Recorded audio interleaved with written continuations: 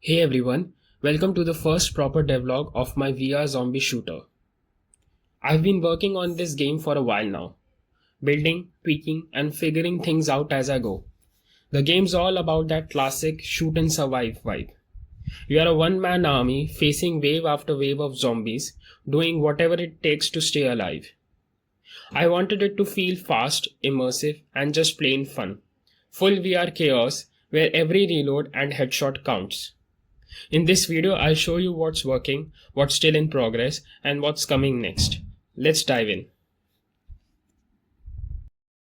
For shooting, I decided to go with a projectile system instead of usual raycasting.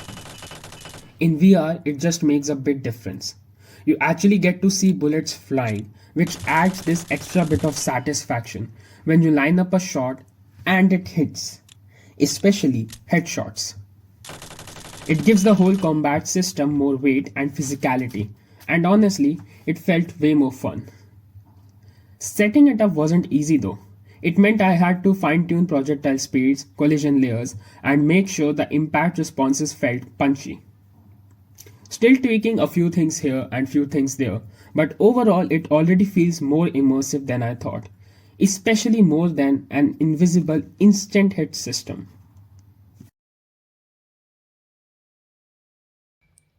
For the weapons, I chose AK-74 and MI6 for now, because I loved using them in games like PUBG. AK-74 felt like the right pick for this particular world. As compared to the original AK-47, AK-74 kicks less and deals better damage altogether. Made sense for a post-apocalyptic setting where practicality mattered the most. MI6 is compact, fast to reload, and just feels smooth to use.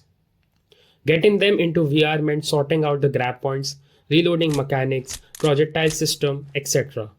All that good stuff took a bit of trial and error, but it's feeling solid now, and super satisfying to shoot. Coming to the zombie animation setup. One of the early things I wanted to nail down was zombie movement. I didn't want them all just casually walking in a straight line. Too predictable. So I jumped into Mixamo, grabbed a few solid animations to get things rolling. I picked out both walking and crawling animation styles to give them some variety and make things a bit more alive. Or rather undead. Of course, dropping them into Unity wasn't a straight plug and play. I had to tweak things out, smoothen out some transition, check out rigs working, and set up the animator properly. So everything looked natural.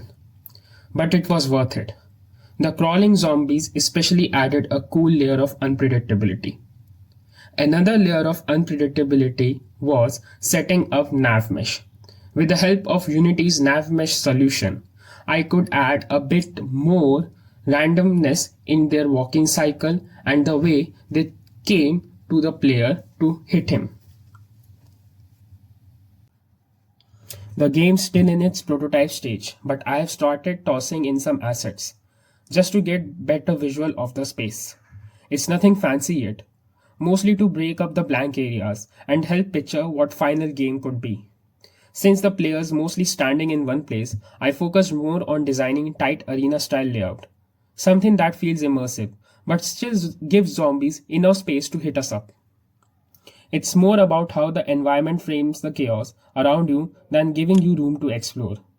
Right now it's a functional test zone, great for checking how the waves feels, how visibility plays out, and where the tension builds up. Once the core gameplay is nailed down, I'll start refining the visuals and layering in more atmosphere and detail. That's it for this one. Thanks for watching, and I'll catch you in the next devlog. Stay safe out there. The zombies aren't slowing down anytime soon.